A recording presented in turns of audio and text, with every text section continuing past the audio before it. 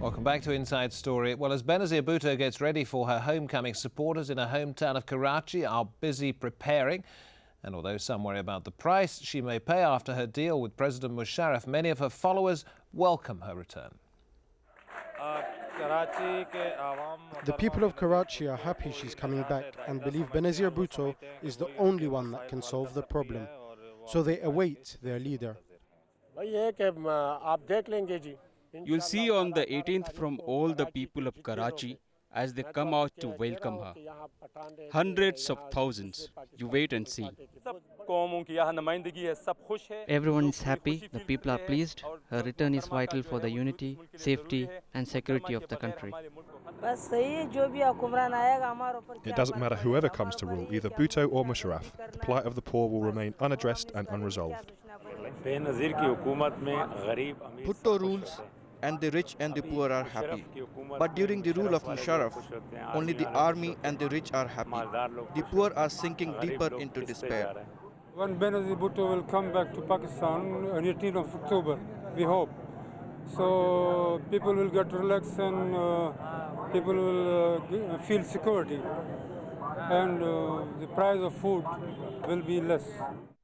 Our guests are still with us in Karachi. Jazeera Mari, a Member of Parliament and the Information Secretary of Bhutto's Pakistan's People's Party.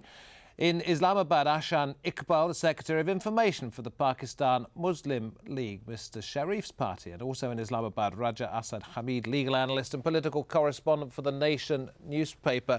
Mr. Hamid, you first of all, is Benazir Bhutto as secure in the support that she gets from her party now as she was before she made this deal with President Musharraf? Definitely not. She has lost a bit of her ground, and there was a bit of the party was put into a lot of criticism after her deal with Musharraf, because this was something not expected from Bhutto's, number one. And number two, you have to see the political and the present situation of the country, especially the political situation, where the country is begging for a genuine statesmanship. And there's a big political vacuum because of the non-popularity of the present ruling party that has been backed by the military regime of General Musharraf. Especially if you go towards north, some of the statements that Benazir Bhutto has recently made, especially accusing the hero worship of Dr. Qadir Khan of being linked with the nuclear proliferation, and some other things about the access to the foreign, as it was attributed to her that she has talked about the access to the NATO forces into Pakistan in search of the Taliban. The people in North are especially not happy, where she was she was earlier quite popular in that province, if not the most popular. So she has been losing the ground. Plus, she has talked something about the Sindh and the difference between the Sindhis and the Punjabis playing by the ethnic card. She has also given rise to some of the dissent and non-popularity in Punjab. People would be asking tomorrow, even before her arrival, they would start asking that as the guest before me earlier said, that it was a selective policy of General Musharraf, who has been recently advocating harmony and political reconciliation. It was a very different attitude of the authorities when Nawaz Sharif tried to stage a comeback on September 10th. Okay, so I'm going to have to put a number of those points now to Jazeera Mari from Ms. Bhutto's party. The suggestion there is that your leader is paying the price to some extent of making a political deal with Pervez Musharraf. Can you repeat the question, please? I wonder if your leader is losing some popularity, as suggested, because she's now effectively in a political deal with the president. Well, I'd say the kind of negotiations that were going on with the present regime have nothing to do with the kind of power sharing that is normally talked about. What I'd like to clear here is that it is important for the leader of the largest political party of this country to sit down and think what is best for the people of Pakistan, where there is political unrest, where there is a vacuum may it be the socio-economic condition or the socio-political conditions in Pakistan, there was a need for certain sensible decisions to be taken. And I think in her far-sighted vision, Ms. Bhutto thought it right that it's better at this point in time to at least make an effort to return to Pakistan in order to be with the people in times of elections, and also the kind of struggle that she's always been working for, which is restoration of democracy in the country.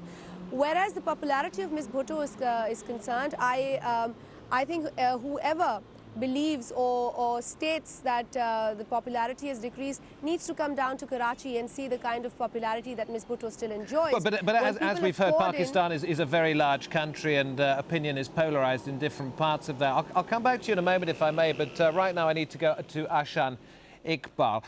Is this, with your man still outside Pakistan, as hard a time as there's been in Pakistan's recent history to plot the right course? Well, as you know, as we were discussing, after 9th March, when General Musharraf dismissed the Chief Justice, there was a 5-month movement in Pakistan for rule of law, for supremacy of constitution and justice. Now, that has changed the landscape of the country. It has changed the aspirations of the nation. Now, there is much greater urge in people of Pakistan to see genuine democracy restored, to put an end to military dictatorship. And I think it is here that what Ms. Benazir Bhutto's strategy is, it's out of step with the new aspirations of the nation. And as you have seen, an international survey put out by International Republican Institute of the United States very recently after Mr. Nawaz Sharif was deported, it has clearly put Mr. Nawaz Sharif ahead of all leaders because of his very strong position on restoration of democracy and his strong opposition to General Musharraf. And more than 72% of the people have clearly opposed the agreement or deal between Benazir Bhutto and General Musharraf. People of Pakistan want an end to this military dictatorship. I'm going to, obviously, an awful lot of opinions, not enough time to get them all in, but I'm going to go now to Raja Asad Hamid to give us an independent view.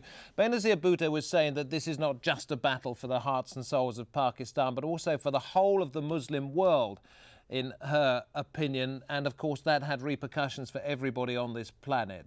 Is she correct? Well, there's no doubt that she's a very experienced campaigner, and she's leading one of the biggest political parties of the country. She has twice served as Prime Minister of Pakistan, but still she's talking about some of the things which would not be taken as something of great liking in the Muslim world, and especially in the Pakistan, to my understanding. Though with her foresight and with her vision, these things might be correct according to her own self and her own wisdom, but to my understanding, all these decisions are not going to go well with the Muslim world. OK, well, it'll be a tumultuous day, perhaps tomorrow in Karachi, the expected return of Benazir Bhutto, leader of the Pakistan People's Party, and tumultuous months ahead in terms of Pakistan's direction and the direction of the rest of the Muslim world. Thank you for joining us from Karachi. Shazia Mari, a Member of Parliament, Information Secretary for the PPP's Women's Wing. From Islamabad, Ashan Iqbal from the Pakistan Muslim League, and Raja Asad Hamid from The Nation newspaper. Thank you for watching Inside Story.